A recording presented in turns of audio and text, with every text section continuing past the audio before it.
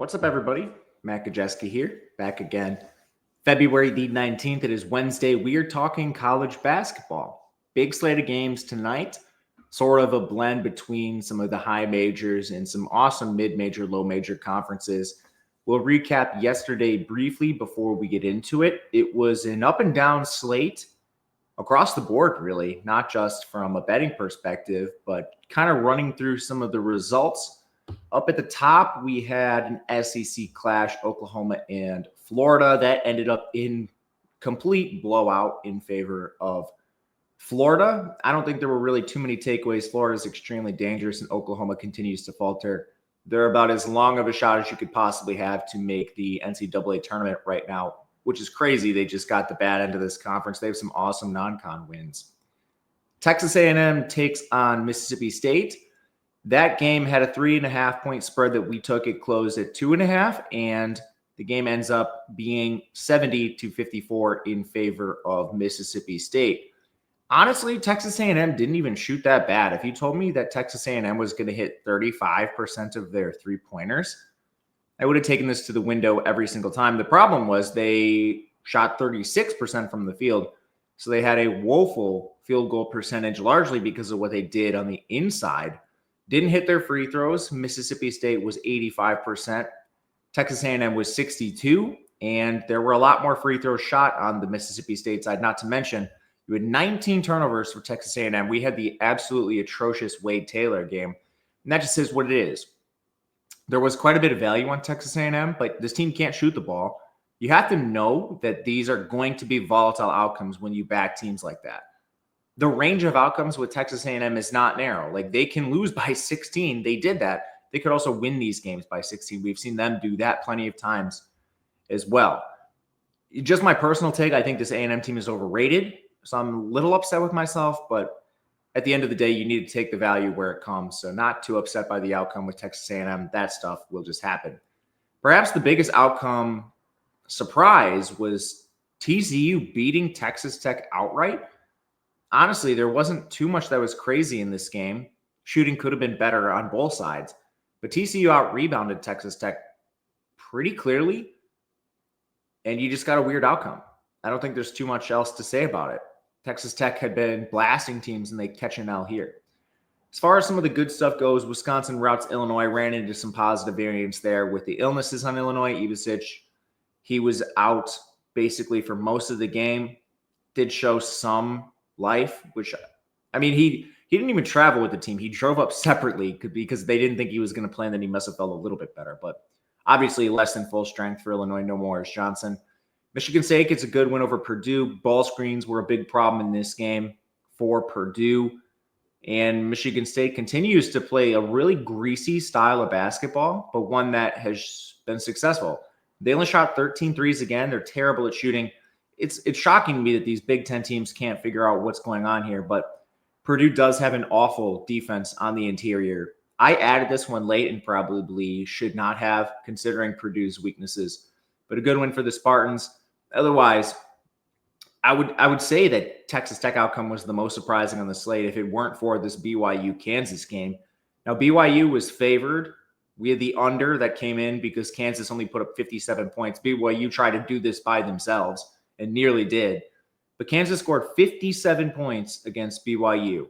They lost 91-57. Provo's a hard place to play. I get it. Zeke Moore didn't start the game. He's hurt. He got hurt over the weekend and ended up playing through it. Clearly not 100%. I get it. I'm just not sure what Kansas is doing. And at some point, we need to ask questions about this program. This is the second year in a row they've underachieved. Bill Self is not getting the most out of this roster. I don't know why.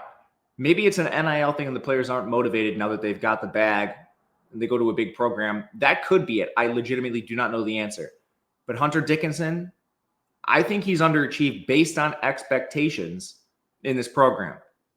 KJ Adams, he plays too many minutes. I get that he is a spark plug, glue guy, hustle guy. You love those guys in your locker, but he's just not good enough to play at Kansas. DeJuan Harris can't shoot. That has not changed in 4 years of DeJuan Harris. And then every transfer you're getting has made minimal impact for the second year in a row. AJ Storr, the best player at Wisconsin, why is he only playing 8 minutes? Again, I don't know the answer. This could be Bill Self is not getting the most out of these players. It also could be maybe these players aren't motivated. I don't know the answer. That about does it for big outcomes. Oh, in the ASUN, Eastern Kentucky got a big win over Lipscomb. That's at least worth mentioning. The top of that conference is becoming more and more of a logjam. But let's move forward. I don't think we missed too many other games. UCLA got upset by Minnesota at home. Mick Cronin, no excuses about your travel for that one. Love to hear what you have to say. But let's move forward to today's games. If you enjoy this at all and you've been watching and you'd like to support, one thing you can do is subscribe to the channel, leave a comment. Those help a lot. So thank you if you've done it. Like the video too. I really appreciate that you take your time to watch these videos. It makes a big difference to me. We're now less than 900 subscribers away from being able to make a few cents on the video. It's like 886 or something. Hopefully we get there sooner rather than later. All right. Oh, if you or someone you know has a gambling problem, please call 1-800-GAMBLER. You must be 21 or older to play in most states, so we will be talking about gambling. Up at the top, SEC play. Alabama hits the road, takes on Missouri, trying to bounce back after their loss to Auburn. Injuries in the game. Latrell Wrightsell's been out for a while. He's out for the year with an ACL. Darren Reed, he's listed doubtful for this game. He keeps returning and then leaving again. I wish they would just let him sit for a while. They kind of have, and he just keeps re-aggravating it. I'm not sure. But the big new one, Cliff Amori, they listed him as questionable for this game at center. At least worth noting on the Alabama side, Missouri's healthy. This game is a pick'em. It opened Missouri as a favorite, and now Alabama has taken some money. The total's 170. After the loss to Auburn over the weekend, Alabama has now moved to 3-3 against top 25 teams. Their other losses came against Purdue and Ole Miss. Their lone loss outside the top 30 was against Oregon, who's dropped to 35 after their losing streak. That was in Las Vegas in an MTE. As for top 20 wins, they've beaten number 19 Kentucky, number 13 Texas A&M, and number 3 Houston, also in Vegas. By comparison, Missouri's 3-4 against top 25 teams. They have wins over Kansas, Ole Miss, and Florida. They have a few more questionable losses. They lost to Texas at 35, and they also lost to Memphis at 47, who's faltered a little bit of late. But when you look at these schedules, Missouri's still 53rd and Alabama's second because of some of the middle-of-the-road non-con teams Bama scheduled. You know, like Bama scheduling McNeese and stuff. Missouri scheduled a bunch of teams outside the top 300. So you still have a more battle-tested Bama at this point in the season, if that makes sense, even this far into SEC play. As far as stylistics, both these teams are playing fast. Both these teams are playing tall. Alabama does have advantages inside with their height. I think this is at least worth mentioning. The Cliff Amori injury, Darren Reed injury might ding this a little bit, but Bama's so deep inside with Stevenson and Grant Nelson, among others. This is just a great interior presence from Bama that's deep. But anyway, Bama is second in interior scoring. Missouri's 55th at defending the paint. That's not all interior play either. They have a bunch of guards that are excellent at getting to the rim.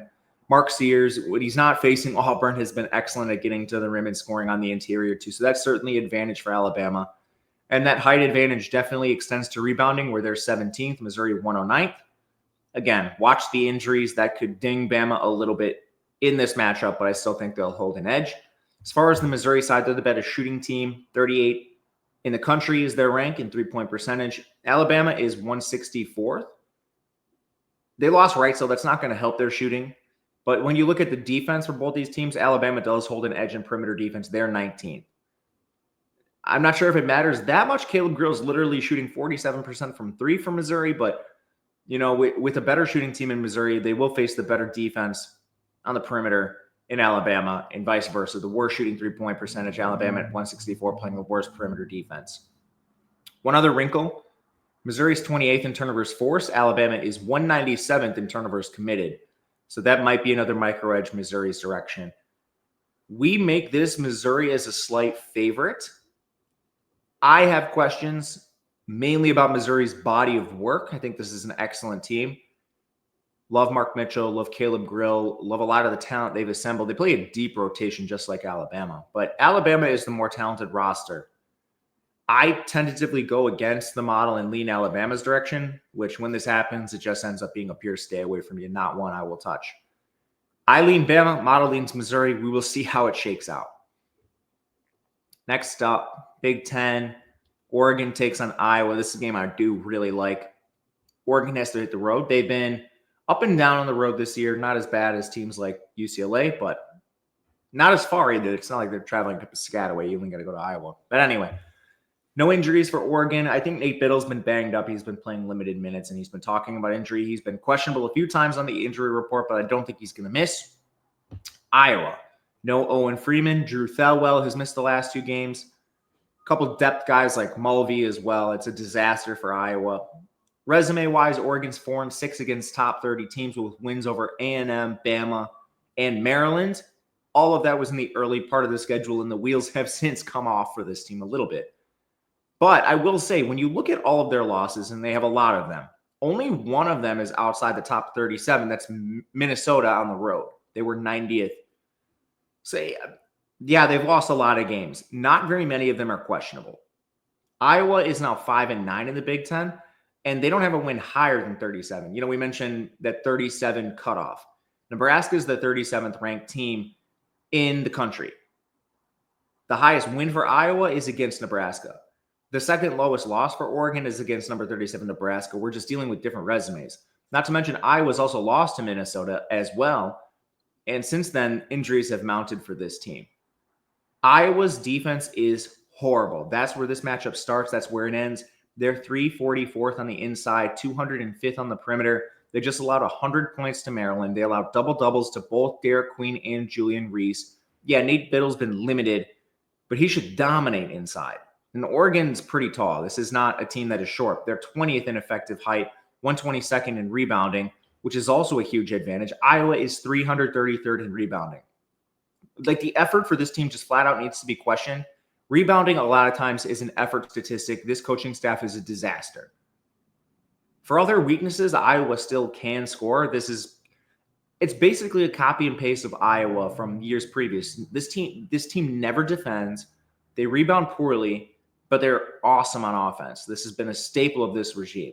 Currently, they're 8th in effective field goal percentage, 29th in three-point percentage. The strength of Oregon's defense is on the perimeter, so I'm not sure this is a good matchup.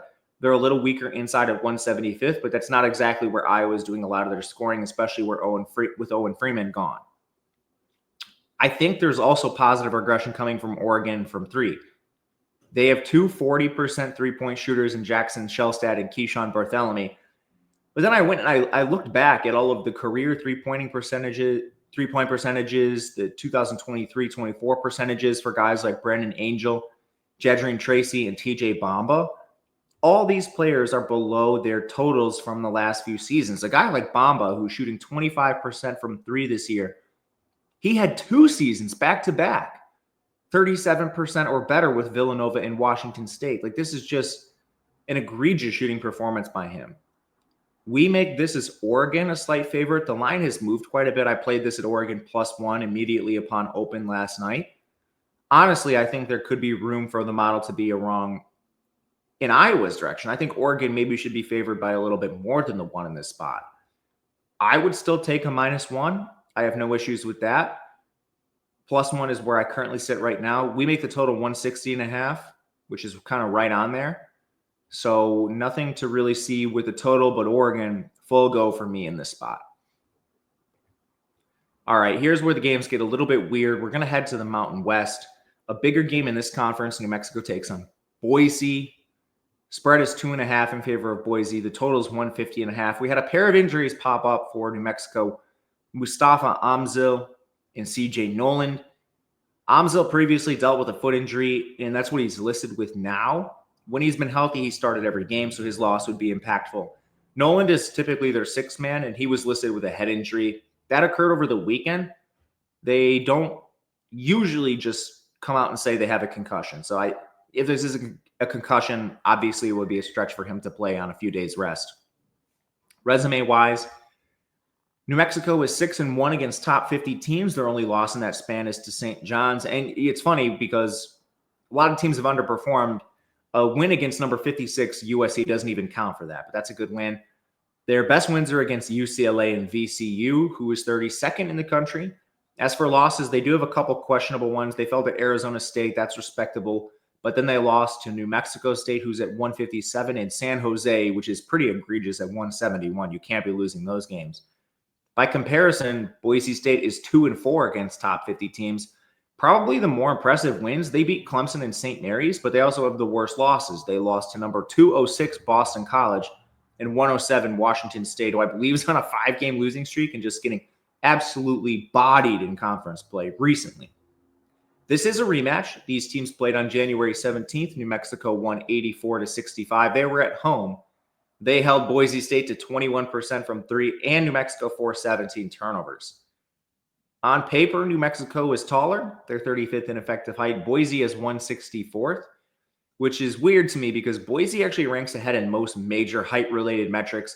Boise's 7th in rebounding. New Mexico's 52nd. So it's not like there's a big gap, but with this kind of height difference, you would expect there to be wider gaps in some of the height-related metrics. Offensively, Boise is an interior-reliant team. They're 274th in three-point percentage, but 25th in interior scoring.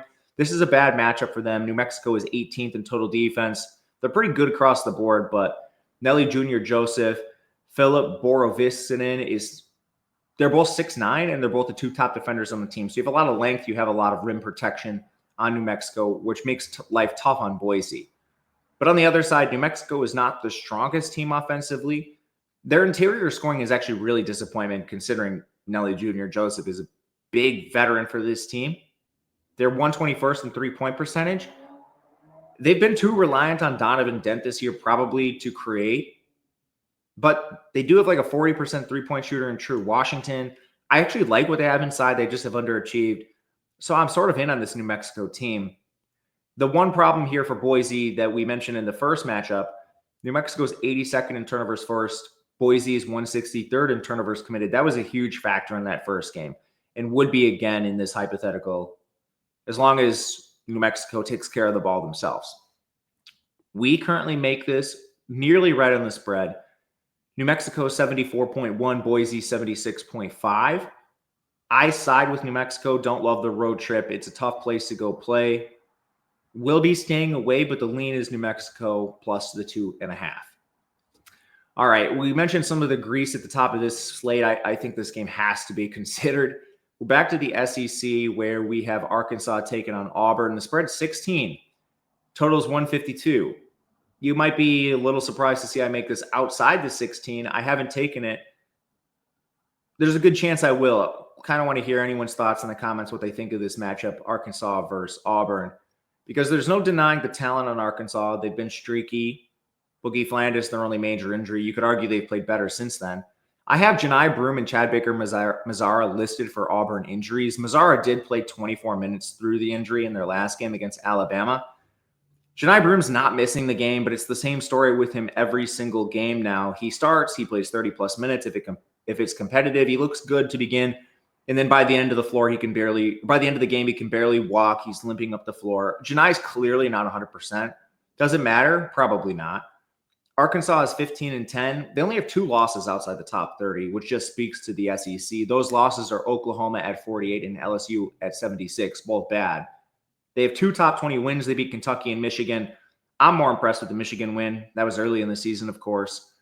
Auburn is the best resume in the country. Don't need to belabor this point. They only have 2 losses. Both of them came in the top 5, Florida and Duke. They have wins over Houston, Bama, and Tennessee in the top 6. Just crazy resume. Arkansas's only advantages here on paper, at least, are they force more turnovers and they foul less often. On the turnovers, Auburn commits the 5th fewest turnovers in the country. So congrats, Arkansas. You force more. It's not going to matter. And then as far as the fouling stuff, Auburn has one of the deepest rosters in the country. They are afforded the ability to play aggressive and maybe take on some extra fouls because of their depth. I think both of these are completely irrelevant to the game. The problem with Arkansas in the year is they can't shoot. They're 171st in three-point percentage. If you can't hit threes, we saw what happened against Alabama, who only made 5 of them. An inability to shoot threes, or even if you just get cold in a night, is a death sentence against Auburn. And lastly, I just have a lot of questions for Coach Cal. What are you doing, man? What are you doing? Why is Zvonimir Ivisic playing 20 minutes without fouls? Why? Explain yourself. Can we get a reporter to ask this question? He's the team's best defender. He shoots 45% from three. You have a team that can't shoot. You're outside the top 170 in three-point percentage. What are you doing? Like, is he sick? Is he banged up? He played 30 minutes in the 2 prior games. What are you doing, Coach Cal? What are you doing? What you're doing is actively contributing to minimizing this roster and losing games. I lean Auburn, man. Like, I don't want to lay 16 points. Generally, it doesn't make me feel very good laying big spreads with these teams. And Arkansas clearly has a talent to cover this if Coach Cal does not get in their way. But you tell me if Ivisic is going to play 30 minutes. You tell me if we're going to see a random Brazil 25-minute game. It shouldn't happen, but I can't guarantee it. So we'll be staying away. As you can see, I'm tilted by Arkansas. Hope Coach Cal gets fired and we never have to see him again. Let's remain in the SEC where we have a better game. I don't know why I talked about that game before this one. That's on me. I apologize. Vanderbilt takes on Kentucky. This game has a 6-point spread in favor of the home team, Kentucky. The total is 161.5. No Vanderbilt injuries, but there's plenty on Kentucky. Lamont Butler, Jackson Robinson, Kirk Kriisa. 2 of those are your top 2 point guards. More on that in a little bit. Resume-wise, Vanderbilt is 2-4 against top 20 teams. One of their 2 wins actually came against this very Kentucky team. We'll discuss that momentarily. Also beat Tennessee. Aside from their top 25 losses, they did lose to number 62 Drake and number 48 Oklahoma. This is crazy. Despite the injuries, which Kentucky's been dealing with for over a month, they're 7-3 against top 25 teams. They have a few questionable losses, but their worst losses to this very Vanderbilt team who ranks 42nd in power rankings. It's a pretty good Kentucky resume, and honestly, it kind of snuck up on me how good they've been, even being injured. Again, this is a rematch from January 25th. Vanderbilt won 75-69. Kentucky did have Lamont Butler and Jackson Robinson in that game, but they did not have Andrew Carr. Again, just revolving door of injuries. Vanderbilt won the turnover battle 17-5, which is crazy because Butler did play. That basically decided the game. Within the box score, Kentucky actually shot better. They were better on the glass, but they could not withstand all the turnovers. That could be a problem here again because you don't even have Lamont Butler. That leaves Otega Owe to largely play point guard. I know they've been doing some weird stuff that my model has a hard time picking up with Amari Williams handling the ball. But I mean, we had 15 turnovers in the first game, or 17 turnovers in the first game. They just turned it over 15 times against Texas. Vanderbilt is 28th in turnovers forced. You kind of need to scheme some stuff up to keep the ball out of harm's way. With that said, there are advantages Kentucky's direction. They won the rebounding battle in the first game, which makes sense to me. They're 41st in effective height. Vanderbilt is basically the shortest SEC team we have. They're 315th in effective height. Kentucky's 58th in rebounding. Vanderbilt is 170th. That should be a major advantage for Kentucky again. Vanderbilt is not a great shooting team. They're 98th in effective field goal, 208th from 3. Their biggest advantage comes inside, where Kentucky's not great on defense. They're 243rd, but that has been ticking up slightly since Amari's been getting extra minutes. And conversely, Kentucky's an excellent shooting team. They're not quite as good without Butler and Robinson, but Kobe Brea and Ansley Almanor are both hitting over 40% of their threes. And Vanderbilt is 342nd in interior defense. Yes, that is true. Somehow they're they're 75th in overall defense, but outside the top 300 at defending the three. I'm not betting Vanderbilt on the road in Lexington. I don't really want to lay the points with Kentucky either because it's an imperfect science evaluating how many points these players are worth. And I think I may have been overrating that because Kentucky continues to play well with some of their depth pieces. Loss aside against Texas, but I lean Kentucky -6. I'm not going to take it just based on that. It's not a strength of mine evaluating these injuries against the spread. And Vanderbilt's still a dangerous SEC team. They look worse maybe than they actually are because the gauntlet they're forced to play. We'll lean Kentucky and see where this goes. Maybe we end up taking it later in the day. All right, we're going to talk about some of the deeper conferences now, mid-majors. Going to the Sun Belt, we're only going to talk about like impactful games in these conferences for the most part. But this is a battle of the Sun Belt. South Alabama takes on Arkansas State. It's an 8-point spread in favor of the home Arkansas State. Total is 142. No major injuries. There's a big logjam atop the Sun Belt. We have 4 teams tied at 10-4 in the conference, including both of these teams. This is a rematch from January 9th. South Alabama won 76-62. They were at home. They hit 50% of their threes in that game. When you shoot 50% from 3, you're going to win a lot of games. That's what happened. As far as resume goes, Arkansas State is the higher power-rated team. They're in the top 100. They are 2-1 against top 100 teams themselves. They beat number 95 Akron and number 47 Memphis. They also lost to Alabama by just 9 points. More on Alabama scheduling like strong middle-of-the-pack teams. They played Arkansas State, who is maybe going to win their conference. Losses for Arkansas State, they did drop to number 222 Hofstra and 194 Marshall, so it's not all good for them. South Alabama is third highest in the Sun Belt by power ratings. They're 1-3 against top 100 teams. Their lone win came over this very Arkansas State team. They played Ole Miss and TCU to 10 points or less, but they did lose by 15 to Akron. Those are the other top 100 opponents. This team has more losses that are just inexcusable. They got swept by UL Monroe, so they lost twice. UL Monroe is 340th. They lost to 304 Old Dominion, and they lost to 353 Western Illinois. All right, stylistics. Arkansas State is not a tall team, but South Alabama plays one of the 10 shortest lineups in the country. So I don't think it should surprise anyone when Arkansas State is over 100 spots ahead of South Alabama in rebounding, even though they're not fantastic themselves. The problem with Arkansas State on the year is they can't score. They are 267th in effective field goal percentage. The way they get their points is through offensive rebounding. Think like a poor man's Texas A&M. They're top 100 in offensive rebounding, which accounts for something at least. I mean, if you're going to brick shots, I want you to attack the glass. It just leaves you volatile and open to losses like Texas A&M took last night. But from there, South Alabama is not that much better at shooting. They're 184th in effective field goal percentage.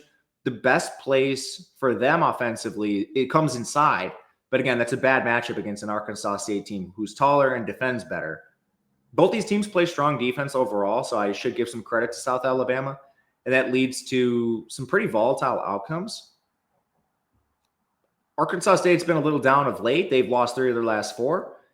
I don't want to read too much into that because South Alabama's done the very same thing at different points of the season. We make this too many points. We have it 65.6 for South Alabama, 72.7 for Arkansas State. I think South Alabama is a decent play if you want it to go there, but where I really lean is the under. I took under 142. You have pacing in your favor because of how South Alabama plays. They're 351st in pace. So that's going to neutralize Arkansas State at 71. Yeah, Arkansas State should be able to run a little bit, but generally the slower team has a better job dictating the pace than the faster team. Neither team scores that efficiently, and defenses are pretty solid for both sides. We'll happily play an under 142 in this spot. Next up, we're going to go to the Summit where, holy smokes, we just have an unbelievable schedule of Summit games today. We have this game, South Dakota State and North Dakota State. We have Omaha taking on Kansas City. We have St. Thomas taking on South Dakota. That's basically the top 6 teams all playing each other in the Sun Belt. Not the Sun Belt, the Summit League. Just a brilliant Summit League schedule we have tonight. Headlined by this matchup, South Dakota State at home against North Dakota State. The spread is 7.5 points in favor of the home team. The total is 157. We don't have any major injuries in this game. But, I mean, this is number 4 and number 2 in the conference. This conference has a lot to be decided yet, especially with Omaha overachieving to this point. South Dakota State actually behind them in standings, but ahead of them in power rankings. So there's a lot to be decided tonight especially. As for this game, it's a rematch. They played on January 30th. South Dakota State won 72-62 on the road. North Dakota State only shot 23% from 3, which is going to be their death sentence. More on that in a second. It wasn't the most efficient showing from either team, but you just can't withstand that against another highly efficient team. Resume-wise, North Dakota State has 2 top 100 wins. They came against Santa Clara at 57 and Butler at 72. They have a couple bad losses. They lost outside the top 200 3 times. Omaha twice, number 202. I have questions with that ranking, but that's neither here nor there. And they lost to Cal State Bakersfield. They're number 240. South Dakota State has played the more difficult schedule. They have a win over number 70 McNeese. They have a couple questionable losses. They also lost to Omaha at 202. Like this Omaha team, my goodness. They lost to 276 North Dakota and 188 Montana. This is a fireworks matchup. Both these teams are elite at shooting. South Dakota State will at least try to run. North Dakota State's a little slower. But here's just the shooting numbers. North Dakota State, first in the country at effective field goal percentage. South Dakota State, 44th. North Dakota State, second in three-point percentage. South Dakota State, 73rd. Ridiculous.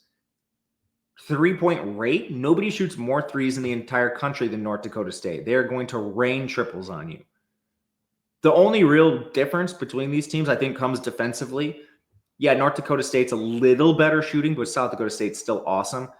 Defensively, this is where also both these teams are top 33 in interior scoring. But defensively is where we see a massive edge for South Dakota State. North Dakota State is 275th overall. South Dakota State, they're 72nd in three-point defense specifically, which is what you have to do if you're going to defend North Dakota State. They were already extremely successful in the first matchup where they limited the best three-point shooting team in the country to 23%. Lastly, South Dakota State plays a taller lineup. They're fourth in rebounding. North Dakota State is 158th. Just so many good players. Like for those of you not familiar with the Summit, we have the second and fourth most efficient player in the conference, Jackson Money and Jakari White for North Dakota State. We have the first and the fifth most efficient player for South Dakota State, Oscar Clough and Kalen Gary. Just a crazy game. We make the score 75.6 to 81.7. Very efficient against the spread. If you forced me to lean a direction, I would take the points with North Dakota State if you force me. But we'll be staying away and just watching this game with all the popcorn in our hands. But I mean, watch the Summit if you can. St. Thomas, only a 4-point favorite on the road over South Dakota. We mentioned them already in this. Omaha, the team that keeps upsetting teams, is a 2-point underdog to Kansas City tonight. Just a great conference. If you want to get crazy, the bottom of the league faces itself to Denver and Oral Roberts. Anyway, let's move forward. We are going to the Missouri Valley where we have Bradley taking on Illinois State. It's a 1-point spread in favor of Bradley. The total in the game is 144.5. No major injuries. This is number 2 against number 6 in this conference. There's a couple big games. We also have Northern Iowa playing Belmont tonight, so a lot to watch. These teams played on January 25th. Bradley won 61-57. They were at home in the game. Illinois State shot 31% from the floor, and they got crushed on the glass. I can't believe this wasn't worse. They only lost by 4 points doing that. Anyway, Bradley just added their second top 100 win over the weekend. They beat Drake, who's number 62. They split the series on the year now. Their other top 100 games, they lost to Santa Clara, but they beat San Francisco. That's the 57 and 61st team. They don't have a loss lower than 138, which is really impressive for a team of this caliber. They're taking care of business. Illinois State's best win came against UAB, who is 113 in the country. That was by 1 point. They have 3 losses outside the top 200. They lost to number 290 Tennessee Martin, 262 Evansville, and in their last game, they lost to number 205 Indiana State.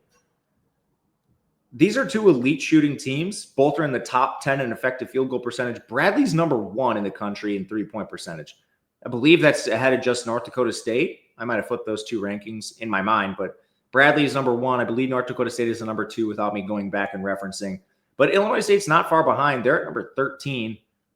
Again, just an awesome matchup. If you can get over it probably not being the best pace. We have Bradley hit 238 and Illinois State at 300. But yeah, if you like shots, this is a good game for you. Similar to the last game, I think the biggest difference comes defensively in these 2 high-powered offenses. Bradley's 106th. Illinois State is 261st. Illinois State is outside the top 300 in both interior and perimeter defense. Bradley's in the top 100 for both. This is weird. Rebounding metrics are very close between these 2 teams, but Bradley's 57th in effective height. Illinois is 299th. So I kind of think this is potentially an advantage Bradley's direction. Similar to the Oregon game, this opened up as Bradley getting the underdog tag. They were +1. Now they are -1, and the total again 144.5. I took the +1 immediately upon open. We make this close to a pick 'em, but I could see playing Bradley at like a -1 price if that's where it ended up shaking out. So we'll be on Bradley there. Last thing, I bet Tulane -2 against East Carolina. Didn't have time to do the full write-up or the graphics, but that's an extra one if you want some bonus picks. Otherwise, that'll do it for us today. If you want to see more information, I have a Discord available. It's in the link below. Talking everything college basketball, doing projections for spreads, totals, props. And you can reach out on Twitter if you'd like. I'm at Matt_Gajewski. Until next time, we'll see you guys later. Good luck.